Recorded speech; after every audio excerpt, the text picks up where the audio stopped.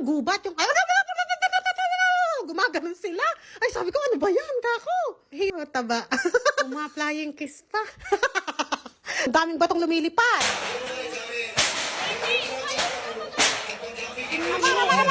Naghampas-hampas nila yung mga harang-harang. Napakagugulo talaga.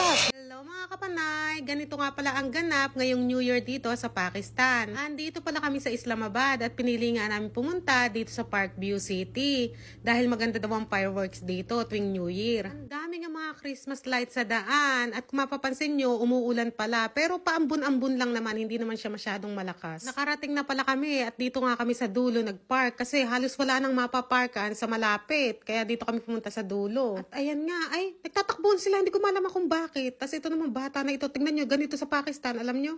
Bata pa lang, motor na ng motor, tapos kaskasero. Akala nga namin nung una, libre yung entrance. Kasi nga wala siya nakikita sa online na bilihan ng ticket yung bayo ko. Nang pagpunta namin, ay kailangan pala bumili ng ticket. Kaya ayan, pupunta kami para bumili. Naiwan na nga lang kami dito sa gilid at sila na lang ang bibili ni Mariam. Ang ticket pala namin ay 2.5 ang isa. Pagka mga bata, libre. Nagigitata nga yung daan kasi nga umulan. Kaya ayan, sobrang putik. Ayan pala, papasok na kami sa loob. Pagka pala 10 years old pataas, may bayad na rin. 10 years pababa lang ang walang bayad. Parang society rin pala to kasi tignan nyo, may mga nakatira dyan. Pero siguro sobrang mahal din ang bayad dito, ano, ng pagbili o pag-upa. Nakita nyo ba yung glass na yan? Yung lalaking may nakatayo nakakulay brown. Alam nyo ba, pinagbabasag ho yan nung matapos yung party. Eh, hindi pa nga yata tapos yung party, pinagbabasag na nila yan. Nagkagulo, ganito pala sa Pakistan pag may event. Sobrang gugulo nila. Hindi talaga ako makapaniwala, sobrang natakot talaga ako. Mamaya makikita niyo yung video. Tapos ito, yung umiikot-ikot na yan, ay sumakay din ako dyan. Nagpilingera rin ako dyan. Gusto ko rin kakong maranasan yan. Halabira. Ako para akong pabata yung pag-iisip ko, ano. Abe, hanggang tumatanda ako eh. Ganyan mga naisipan, tiyo. Taba. Flying kiss pa.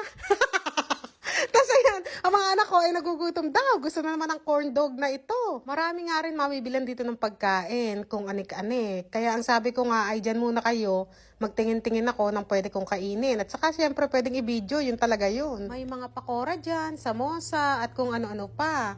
Pero ang pinakagusto ko talaga ay itong chicken na ito. Kaya nga lang utod ng mahal naman, 950 rupees daw ang isa eh, isang hita lang. Pero may kasama pala siyang dalawang roti. Ay, tignan nyo, mukha kasing ang sarap-sarap. Kaya nga lang, hindi na ako bumili. Sayang ka ako yung 950 eh. At dito nga, nadaanan namin, nagsasayawan sila. Kasi bukod kasi sa stage, merong mga ganitong screen. Dalawa yung screen na malaki na yan. Pwedeng manood dyan kung ayaw mo lumapit dun sa stage. Ay, sa stage pala, hindi makalapit kasi para sa VIP yon. VIP daw. VIP. Ang bayad, 5,000 sa VIP. Sa mga regular lang tulad nito, ay mga 2,500. Kagalingan ko yung kumadyot-kadyot, oh. Papakitang gilas talaga sila.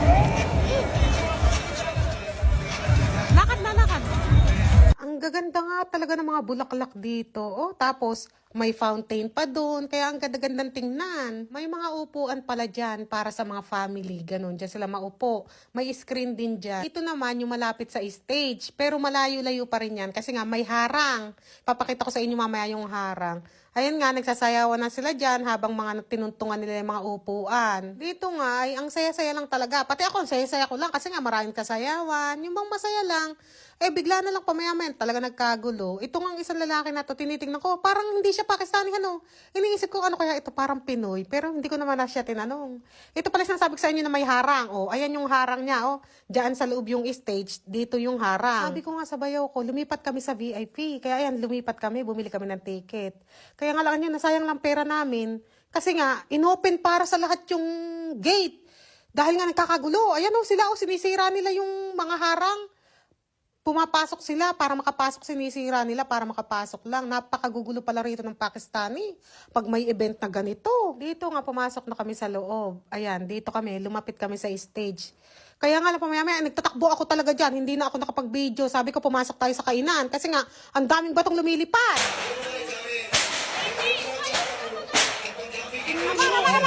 Naghampas Hampas-hampas nila yung mga harang-harang. Napakagugulo talaga. Matatakot ka talaga. Abe, nung nasa labas kami, hindi na ako nakapag-video. Talagang tinangay ko yung mga anak ko. Sabi ko, pasok dun, pasok sa loob. Sabi ko sa restaurant, kahit hindi kami kakain. Sabi ko, pumasok tayo. O kaya, umorder tayo kahit ano lang para makapasok. Kasi nga, nagkakagulo sa labas. Lumilipad mga bato, mga kahoy. Kung tamaan ako, pati mga, lalo na mga anak ko. Si Mariam nga, inuuna pandamputin yung laruan. Sabi ko, Mariam, tako, inuuna mo pa yung laruan. Tara na, ay na, tignan nyo, oh. Lumilipad yung mga kahoy, mga bato. Lahat ng pwedeng ibalibag nila, ibinabalibag nila. Habang sa gawing kaliwa, tuloy ang concert, ano. Ayan, oh, concert lang dyan. Parang alang nangyayari, ano. Pero buong paligid, oh, nagkakagulo yan. Lalo na sa bandang dulo doon. Basag-basag talaga lahat. Pinagbabasag nila, pati mga upuan. Ipinagtatapon nila doon sa may fountain. Naawa talaga ako sa security. Kasi nga, nakita ko yung isa, ay duguan yung ulo. Kako, umuwi na tayo. Kaso sabi nga ng bayaw ko, ay hindi tayo pwedeng umuwi ngayon kasi yun ng mga lalaki, yung mga ano ba, walang pamilyang kasama, dumudumog, makakasalubong namin. Baka mapano pa daw kami, dito na lang daw kami mag-stay sa loob. Ay, dito kami sa loob. Ay, umorder naman kami, kaya nga lang, nagkakaubos ng pagkain. Ay, ang daming bumibili ba? Siguro pumapasok din dito sa loob. Tapos ang sabi nga sa amin ay mag-order daw kami pagka 12 pataas na. Yung tapos na yung New Year, ayun. Baka wala na. Kasi nakapila daw yung umorder eh. Mahaba yung pila. Nakita niyo ba yan? Yung mga papasok na yan, ang mga tuwan-tuwa. Ayan oh, mga tuwan-tuwa sila. Yan yung mga nanggugulo. Ayan oh, mga tuwan-tuwa sila. Kasi nga, binuksan na yung gate para sa kanila, para makapasok na sila. Kasi nga, nanggugulo sila eh. Nagkakabasagan, lahat talaga sinisira nila para makapasok lang. Yung matataas na bakod, inaakit nila yung para makapasok lang. Oh, saya-saya nila, ano, libre nga naman ang ticket. Hindi na sila nagbayad, nakapasok sila, ano, kaya luging-lugi yung mga nagbayad. Hindi ko rin kasi masyadong maintindihan eh. Nung una, ang sabi sa akin ng bayaw ko ay pang family event lang daw ito. Pero nakakakita naman ako ng mga kabinataan, mga kalalakihan, na wala namang pamilyeng kasama, nakapasok sa loob. Kaya ang iniisip ko, baka kung wala silang pambili ng ticket, wala silang ticket, kaya hindi sila pinapapasok, ganon. Pero hindi ako sure, kasi sabi naman ng iba, pagka daw mga lalaki lang ang papasok, 2,000 ang ticket. Ba't kasi binentahan nila kung di nila papapasukin? Ano? Magulo kasi, medyo magulo. O baka naman inuuna nilang papasukin yung mga family bago yung mga kalalakihan. Ano? Ano kaya sa tingin nyo? Basta kahit ano man yan, dapat hindi naman sila naggulo ba? Dito nga, panatag na. Ayan. Nuod-nuod na lang ng concert. Wala nang nagkakagulo sa gawi dito. Wala nang nagbabalibagan. Kasi nga, pinapasok na sila eh. Ba't pa sila manggugulo, diba? Kaya yan, smooth lang. Madaming na nga lang tao. Tapos, ang lakas ng ulan dyan. May ilang piraso nga ako nakita, mga nakapayong. Ay, sabi ko, may payong pala sa Pakistan. Kasi nga, hindi ako nakakita yung nakapayong dito. Sa lugar namin, ha? Hindi ako nakakita ng nakapayong sa kayong titinda ng payong. Di ba sa atin, maraming nakasabit dyan, payong sa mga palengke. Dito, parang wala ako nakikita. Sabi ko, ay, may payong pala dito. Kasi kahit tirik ang araw, hindi ko talaga sila nakikitang nakapayong. Tapos, alam nyo, nung pagkatapos ng event na yan, nagkagulo na naman dyan. Siguro kasi yung mga nagbayad, mga nabwisit naman. Kasi, lalo na sa VIP. Biruin mo, nagbayad ka ng 5,000 per head. Tapos, yung ibang hindi nakabayad, papasok lang basta-basta, hahayaan nila makapasok, di ba? Lugi nga naman. Sayang yung perang binayad nila kung pwede naman pala makapasok nang hindi magbayad, di ba? At saka, nilagay kasi nila sa may, na may singer na darating, yung sikat. Kaya nga nag-VIP rin kami para kakumakita ng mga anak ko yung singer, Kaso hindi naman pala yun yung dumating. Kaya siguro, yun pa yung isa na ikinagalit nila. At sa sobrang lakas din ng ulan, ay hindi halos pumuputok yung fireworks siguro. As in, konti lang yung fireworks na pumutok. Kasi sobrang lakas naman kasi ng ulan. May sasabihin pala ako sa video na ito, yung mga nanggugulo nung una, yung hindi pinapapasok. Sana naririnig-rinig ko lang. Tinatanong ko yung bayo ko, anong sabi ng mga yun? Anong sabi? Ay, yung mga patandaw, yung nanggugulo. Pero hindi ako sure, ha? Huwag kayong magalit sa akin, ha? Yung mga dyan na nanonood na may jowa, may asawa. Kadalasan daw yung mga magugulo na yun, mga patan, ganun. May time pa nga na nagsisigawan sila. Alam mo yung parang taong gubat, yung gumaganon sila. Ay, sabi ko, ano ba yan, kako? Hilig pa nila yung nag-aasaran sila, nagbibiruan, naghahabulan, naghahampasan. Natroma nga ako sa mga batong lumilipad. Akala ko, nag-aaway din. Sabi ko, kumbaga natatakot ako. Minsan na, bibisit na yata sa akin bayo ko. Kasi nga, natatakot nga ako. Kumbaga, ano ba yan? Ganun ako ng ganun. Yung reaction ba na natatakot? Dito nga, ay mag-12 na yan Kaya lahat na mga nakaabang sa fireworks. Wala na rin ilaw yung stage. Kaso, 12:10 na, wala pa pumuputok na fireworks. Sabi ko, ganito ba dito ka ako? Pati sa pagputok ng fireworks ka ako ay late. Hindi ko kasi alam na malakas pala ang ulan. Kasi andito nga kami sa loob kaya hindi ko namamalayan na sobrang lakas pala ng ulan. Mga 12:15 nga, biglang may pumutok. Ay, ayun na, fireworks. Kaya ayan, lumabas na kami. Kasi medyo konti na rin tao dyan Ay, ang lakas pala ng ulan. Kaya pala hindi siya maka-arok. Tingnan mo, hindi umaarok. Konti lang yung fireworks. Kaya siguro yung iba, mga nabwisit talaga sila. Kasi nga, nagbayad sila ng ticket para maging masaya ba sa New Year's. Yun nga sinasabi nila Ang sabi sa ticket, the happiest daw, New Year's Eve. Tapos ganito ang nangyari. Kaya nagkagulo talaga, as in sobrang gulo. Meron pa akong napanood na video, Chinese na lalaki. Itinatapon talaga nila yung mga upuan, sa may tubig, sa may fountain. Doon nila itinatapon. Sinisira talaga nila yung mga gamit.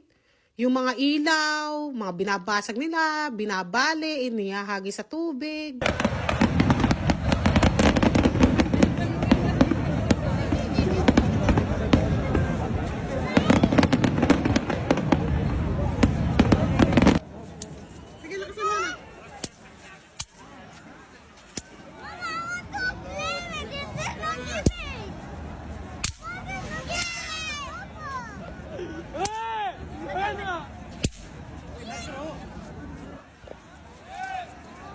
Magtalakbong ka.